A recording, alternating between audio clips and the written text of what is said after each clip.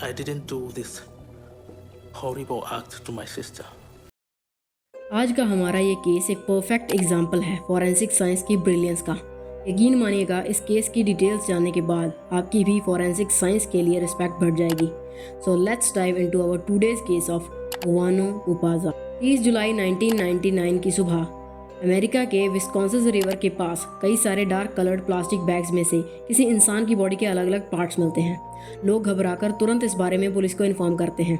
Police जब आकर scene को इन्वेस्टिगेट करती है तो दे कंक्लूड कि इन बैग्स में सभी बॉडी पार्ट्स नहीं थे। Some parts were still missing and उन्हीं को ढूंढने के लिए वो पूरा एरिया छान मारते हैं एंड उन्हें कई सारे और सिमिलर प्लास्टिक के बैग्स मिलते हैं। एंड इतना ही नहीं, वो इवन उस रिवर को भी बोट्स की मदद से अगले कई दिनों तक थॉरोली सर्च करते हैं। एंड टू देयर सरप्राइज वहाँ से भी तकरीबन 5-6 प्लास्टिक के सिमिलर बैग्स उस रिवर से मिलते हैं जिनमें के ह्यूमन रिमेन्स थे। एंड इन्हीं बैग्स में से एक बैग में उन्हें उस विक्टिम का सर भी मिलता है, बट कातिल ने बहुत ही शातिर तरीके से उसके फेस को बुरी तरह से जख्मी कर दिया था, जिस वजह से it was impossible to identify the victim. खैर, सारे बॉडी पार्ट्स मिलने के बाद सिर्फ एक चीज़ ही थी जो कि पुलिस को पता थी, एंड वो ये कि विक्टिम एक लड़की थी। बट वो कौन थी और यहाँ तक कैसे पहुंची, ये सब पता लगाने के लिए उन्हें अभी बहुत मेहनत करनी थी। So to find out who she was, police सबसे पहले मिसिंग पर्सन्स की रिपोर्ट्स निकालती है एंड उन्हें थॉरोली इन्वेस्टिगेट करती है कि शायद जिसकी उन्हें लाश मिली है वो इन्हीं मिसिंग लड़कियों में से कोई हो। बिकॉज अटॉप्सी के बाद उन्हें ये चीज़ क्लियर थी कि मरने वाली की उम्र 16 से 25 के बीच थी। वो अब उसी डिस्क्रिप्शन से मिलती जुलती मिसिंग लड़कियों की केस फाइल्स को इन्वेस्टिगेट कर रहे थे, बट एट द एंड उनके हाथ कुछ भी नहीं लगा एंड वो वहीं आकर खड़े थे जहां से उन्होंने इस केस की शुरुआत की थी। केस को इन्वेस्टिगेट करते हुए पुलिस के सामने एक और सिमिलर इसी तरह का केस आता है, जिसमें एक आदमी ने एक लड़की को मारने के बाद उसकी लाश को छोटे छोटे टुकड़ों में काटकर ऐसे ही डिसमेंबर करके डिस्पोज ऑफ कर दिया था। ये केस दरअसल विस्कॉन्सिन से थोड़ी ही दूर हैम्सफील्ड एरिया में हुआ था एंड लकीली पुलिस ने उस आदमी को अरेस्ट कर रखा था। तो विस्कॉन्सिन रिवर के पास मिली उस बॉडी के केस को हैंडल करने वाली पुलिस टीम को ये डाउट था कि हो सकता है कि ये कत्ल भी उसी आदमी ने किया हो एंड ये एक सीरियल किलिंग का केस। तो पुलिस उस केस में अरेस्ट हुए आदमी, जिसका नाम वाट्सलाव प्लिच था, से पूछताछ करने जाती है एंड उन्हें ये पता चलता है कि वाट्स पास्ट में विस्कॉन्सिन एरिया में रह चुका था, बट जिस टाइम ये कत्ल हुआ था उस टाइम वो वहाँ नहीं था, बल्कि वो एक दूसरी स्टेट में ट्रैवल कर रहा था। तो पुलिस एक बार फिर से निराश होकर वहाँ से लौट आती है। कई महीने हो चुके थे उस लाश की डिस्कवरी को, बट अभी तक पुलिस ये तक पता नहीं लगा पाई थी कि आखिर ये मरने वाली लड़की का नाम क्या था। तो फाइनली पुलिस ये डिसाइड करती है कि लाश को आइडेंटिफाई करने के लिए उसका फेशियल रिकंस्ट्रक्शन करवाया जाएगा। फेशियल रिकंस्ट्रक्शन में बेसिकली फॉरेंसिक एक्सपर्ट्स एक स्कल मतलब एक खोपड़ी को यूज करके एक चेहरा तैयार करते हैं कि मरने वाला इंसान कुछ ऐसा दिखता होगा। बट इसमें भी एक प्रॉब्लम थी। पुलिस को डर था कि अगर उन्होंने लाश का सर फॉरेंसिक्स में दे दिया तो उसमें मौजूद कहीं कोई एविडेंस डिस्ट्रॉय ना हो जाए।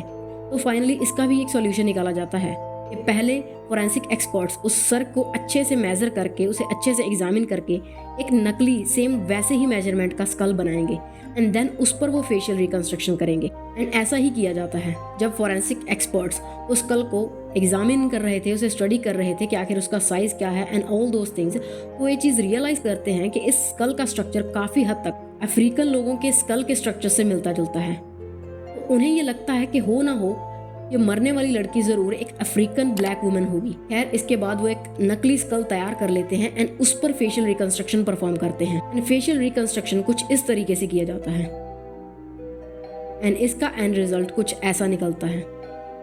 देन इस फेस पर पुलिस अलग अलग टाइप के हेयर स्टाइल्स के विग्स यूज करके उसकी कई सारी फोटोज ले लेती हैं ताकि ये जानने में आसानी हो कि मरने वाली विक्टिम आखिर कैसे दिखती थी। एंड देन इन सभी फोटोज को पुलिस हर जगह एक पोस्टर की फॉर्म में लगवा देती है कि अगर कोई भी इंसान इस लड़की को जानता हो तो वो तुरंत उन्हें कॉन्टेक्ट करे। बट इतनी मेहनत करने के बावजूद भी पुलिस के हाथ अगेन कुछ नहीं लगता।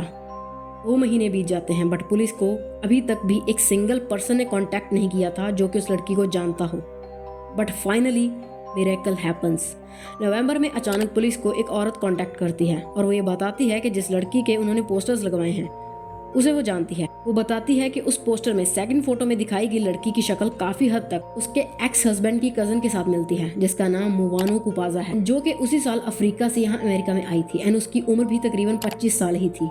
एंड उसे उसके एक्स हस्बैंड यानी कि उस लड़की के कजन ने ही स्पॉन्सर किया था, जिसका नाम पीटर कुपाजा था। फाइनली पुलिस के पास उस फेसलेस बॉडी का एक नाम था, मोवानो कुपाजा। तो पुलिस बिना देरी किए तुरंत मोवानो जिस यूनिवर्सिटी में पढ़ती थी वहां जाकर पूछताछ करती है एंड उन्हें ये पता चलता है कि मोवानो काफी महीनों से वहां नहीं देखी गई एंड जब पुलिस ने ये पूछा कि अगर मुवानो कई महीनों से नहीं देखी गई तो उसे किसी ने मिसिंग रिपोर्ट क्यों नहीं किया, तो उसके दोस्तों ने बताया कि दरअसल मुवानो के कज़न ने ही उन्हें ये बताया था कि मुवानो वापस अपने देश जा चुकी है। तो पुलिस का सीधा सीधा शक जाता है पीटर कुपाजा, मुवानो के कज़न पर। जब वो उसके घर जाते हैं उससे पूछताछ करने के लिए, तो उसके हाव भाव से ही ये चीज़ क्लियर हो जाती है कि उसने ज़रूर मुवानो के साथ कुछ ना कुछ गलत किया है, बट वो फिर भी अपना मुंह नहीं खोलता। लेकिन पुलिस को तो अब किसी ना किसी तरीके से सच्चाई निकालनी थी, तो वो अब पूरा सच जानने के लिए एक बार फिर से पीटर की एक्स वाइफ को कांटेक्ट करते हैं। एंड जो स्टोरी वो रिवील करती है, इट वाज डिस्गस्टिंग।